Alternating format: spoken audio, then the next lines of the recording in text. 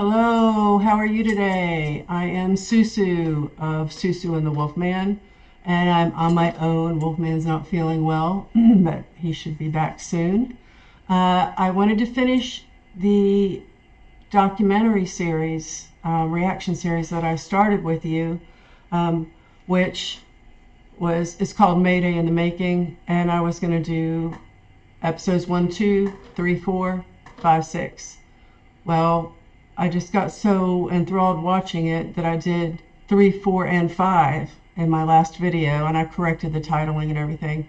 So all I have left to do is 6.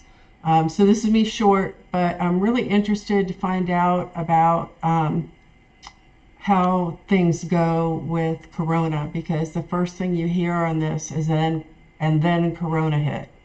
And it affected all of us around the world in different ways, and especially, well, not especially, but the music industry was definitely affected by it, along with everything else. So I also have a cute little short that I found of the girls that I wanted to start out with. So let's go ahead and get started. Okay, so Pau is pretending to be Danny. Le puedo hacer como tonos TikToks. Where your tears Ay, te burlaras de mí. No, Espera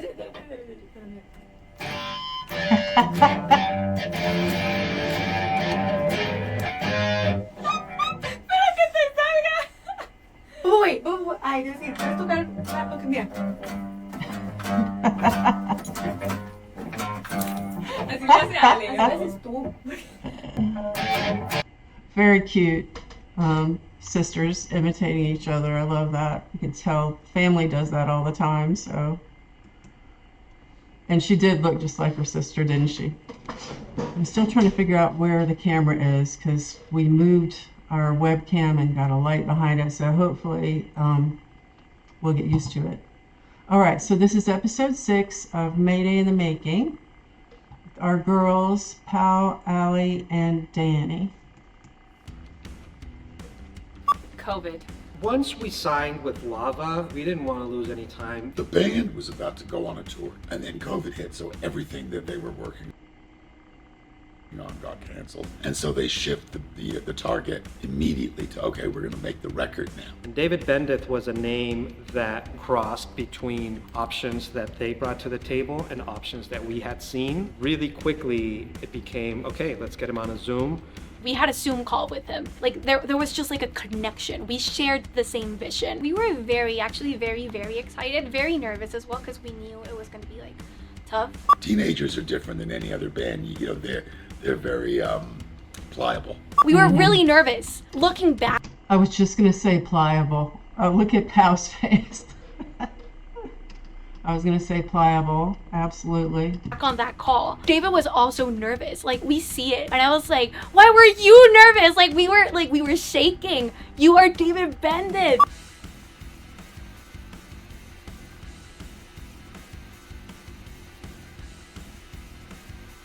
Making an album in the middle of a global pandemic was a very unique experience. We started lockdown in March. We had not left our house until September. We were really respectful of like the safety of it all. Obviously, it was COVID, and the first thoughts across my mind were, how is this going to work? But what we did was we were in the bubble. We decided after a lot of conversations about it that we were going to record it in New Jersey. We did COVID testing, we traveled with seat covers and masks and face shields and I love that they didn't let it stop them. They just went ahead and shifted gears and did whatever they could. So determined. gloves, antibacterial and sprays and wipes. Nobody on our team got COVID. We were all very careful and very professional. And I think, that just makes this album that much more special. We were just in a little bubble all the time. I think it kept us really in the zone. It was definitely scary starting at first, because of course the questions come up of maybe if we wait another month, things will be safer. But it ultimately came down to the fact that The music was ready, and it feels urgent. It feels relevant. We want to put this music out. Working with David and Rick was a very new experience for us. Actually never worked like this much with people who only talk in English. Their English is amazing. My Spanish is absolutely awful. The one time that I brought up a mispronunciation, I can't remember if it was Danny or Pau, one of them said something and I jumped on it. And you just hear Allie from the back, your Spanish sucks. You gotta watch out. You don't know who's waiting in the wings to get you. This third album, I am so proud of what we did with it. It came out very generational, very social. More than anything, I think we want to call out people to think. It's about Gen Z, it's about technology, it's about communication. The new album is the world from New Warning's perspective. Since we evolved as people, we changed, our views of the world changed, we grew up. I think our writing and our music changed and grew as well. In this instance, you could tell that each one of them had spent time honing their craft and practicing.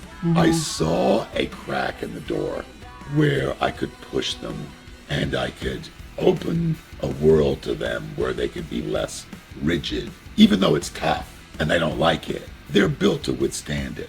And so you could push them. And so I did. It was great to see how our different opinions meshed and became this great album. We really stepped out of our little box of songwriting. And I'm not gonna lie to you, there was moments when it was extremely tense. It was sometimes like, David, that's not how it is right now. And David was like, well, this is how it should be. And we're like, ah! We had a lot of conversations about how to meet a healthy middle. I guess the best way to say it's how you come back from that determines how much you've grown.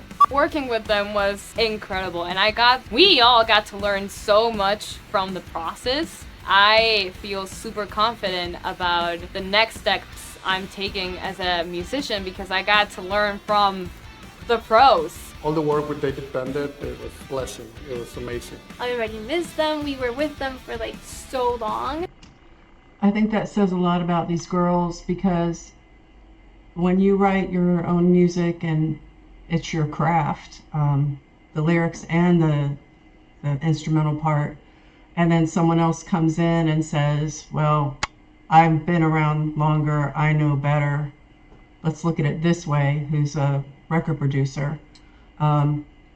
It's probably not easy to take suggestions and advice, so I think I can understand why they'd had tense conversations, but it sounds to me that because of the way that these girls are as people and the way they were raised, they have stood up and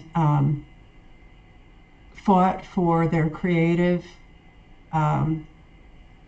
pursuits, but also have been very respectful to David and at the same time, and that shows a lot of maturity. It really does. And just the respect part is not easy to come by these days. Sorry, get this out of there. There we go. It was an amazing experience. I hope that this record goes platinum and we all have plaques on our walls. As far as for the band, I wish them all the success in the world. We know that we have much to learn every single day. There's always something more. My dreams and goals for them is for them to grow as players, to keep writing songs, but my biggest goal for them would be to stay in touch with who they are and never lose that. Our love for what we do is so real and it's so big. Why have we worked so hard for so long to just stop here? A tener un día exitoso. Yay! Un día exitoso! That was really good. I'm glad I watched that. I know that there's another documentary called Tidal Rising, I think someone mentioned, and I would love to do that one too. I think this summer, it's hot out, and I'll probably come in and do some documentaries on my own on the days that Wolf is not able to come with me. But again, the fact that David was nervous to get on the call with them just like they were nervous Well, the fact that he was says a lot. That means he recognizes something extremely special and he doesn't want to lose it. He wants to jump on it while he can. And of course, they were nervous because they're young women, and this is, you know, a big financial situation and a situation for their career and the creativity who they would go with.